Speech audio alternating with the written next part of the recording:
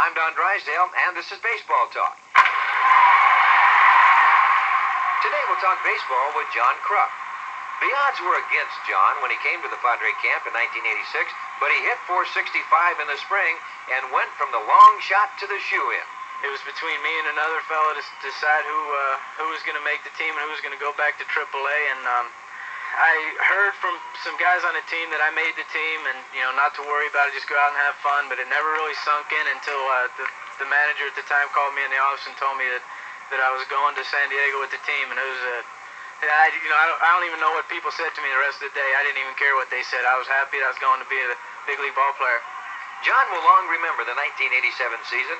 Never mind the .313 batting average, the 20 homers, or the 91 RBIs. It's those 18 stolen bases that mean the most. My first year, they never let me run, and last year, Larry Bowa just turned everyone loose. So it was a lot of fun because, it's something when people look at me. I mean, pitchers don't even, when I get on first base, they just don't even give a thought to me stealing. And then, all of a sudden, I had 18 stolen bases, and now I'm starting to get a little, a couple pitch outs here and there, and throwing over a lot more. And Jack don't let us run that much, so I probably won't steal any more bases this year.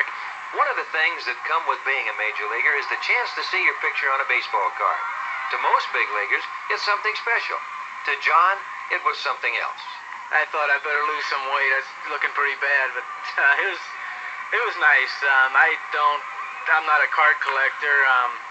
I'll never have a picture of myself in my own home. You go to some people's homes and they got pictures of themselves hanging all over the place, and the last thing I want to do is wake up in the morning and walk out in the living room and see a picture of me on the wall. That's probably why I'm not married. I don't think anyone else does either. Thanks, John. For Baseball Talk, I'm Don Drysdale.